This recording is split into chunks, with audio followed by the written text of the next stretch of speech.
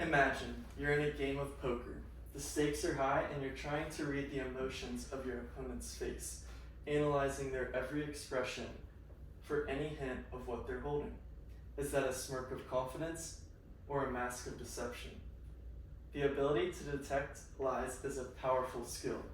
It can help navigate personal relationships, professional interactions, and everyday conversations with strangers. By the end of this speech, you'll be better prepared to discern truth from deception, promoting honesty and truth in your daily conversations. As a student of strategic communication and consumer behavior, I have studied and researched this topic extensively. In the next few minutes, we will first explore the psychology of lying. Then we will learn how to identify and recognize verbal and nonverbal cues. And finally, we will discuss effective questioning techniques to uncover the truth. People lie for a variety of reasons. Some lie to avoid punishment, others to gain an advantage, and some simply to maintain a positive self-image. Pamela Meyer, author of the best-selling book Lie Spotting, says we are lied to anywhere from 10 to 200 times a day. This insight empowers us to be more discerning and less accepting of information that doesn't quite add up. Now that we have a better understanding of why people lie and the cognitive effort it requires, we can begin to explore how to detect lies through verbal and nonverbal cues. Liars often provide vague or evasive answers to avoid telling a direct lie. They may use a lot of words, but if you listen closely, you'll notice they don't really say much. Liars may answer a question with other questions to deflect or buy time.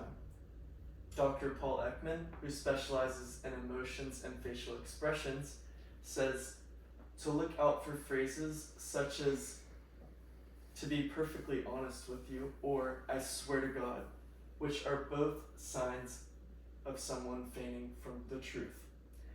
A more famous example of such exaggeration can be seen in Bill Clinton's denial of having an affair with Monica Lewinsky.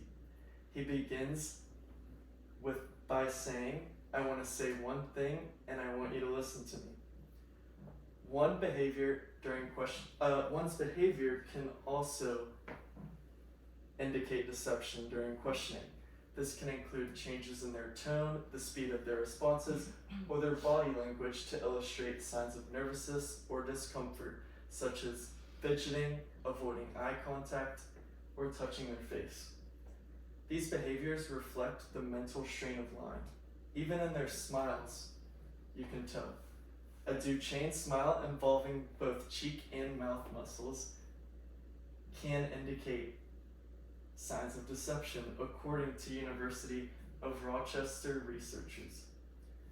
Now that we know what to look for, now we can discuss how to ask the right questions to uncover the truth. One of the most effective techniques to corner a liar is by asking direct questions that require either a yes or no answer. This technique, often used by law enforcement, was highlighted by ex-FBI agent Jim Clemente in a webinar. When answers are vague or evasive, don't hesitate to push for more information. Ask the person to elaborate on the answer, or ask them to recall specific details. The increased cognitive load of lying can make it harder for them to maintain their lie under such detailed questioning. Finally, don't underestimate the power of silence. Often people feel uncomfortable with silence and will rush to fill it, potentially revealing information they didn't intend to.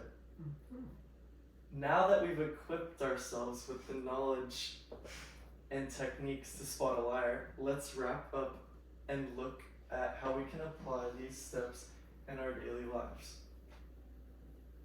Today, we've journeyed through the complex landscape of deception. In the words of renowned author Frank Sonnenberg, when your ears hear one thing but your eyes see another, use your brain. This wisdom reminds us of the importance of discernment and critical thinking in our quest to uncover the truth, especially in a world where deception is all too common. I urge you all to use these techniques in your daily lives. Stay alert, spot lies, and foster honesty. Each interaction is a chance to practice these skills and champion truth and transparency. I'm now opening the floor to questions. So, I'm curious, when you were researching and making this, did you notice any of the techniques, did you notice that you use any of those techniques, like when you're lying to somebody, where you're like, oh wow, I didn't realize that, like I do that when I'm lying. A lot of these techniques are used for other people, but once you learn the techniques and you spot them in yourselves, you can learn to relate. Avoid or use them to your advantage. Yeah, I guess that's true. Now that you know them, do you think us watching this PowerPoint, do you think now that we know what not to do, we can become better liars, is what you're saying? I mean, we're always supposed to be ethical in our conversations with our social circles, but these techniques are more used to avoid those types of people. Gotcha. Any other questions? I don't think so. Good. You have a question? Do you want some more? I have a question. So a lot of these are things that you can identify in person.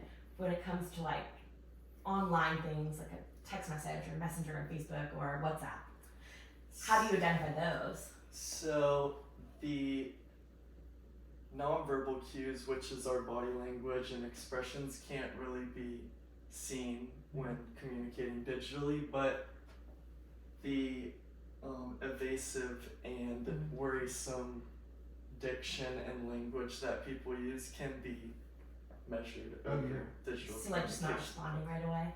Yeah. Yeah. And I think, our generation, you can sort of tell that kind of thing. Like, it's easier to see that through a phone, like when you're texting somebody and they don't answer right away, like you can or the capitalization that they use or something like that, you can sort of, I think that's, in 20 years, that's going to be another cue. Well, thank you guys for your time. Thank you. Thank you. Good job.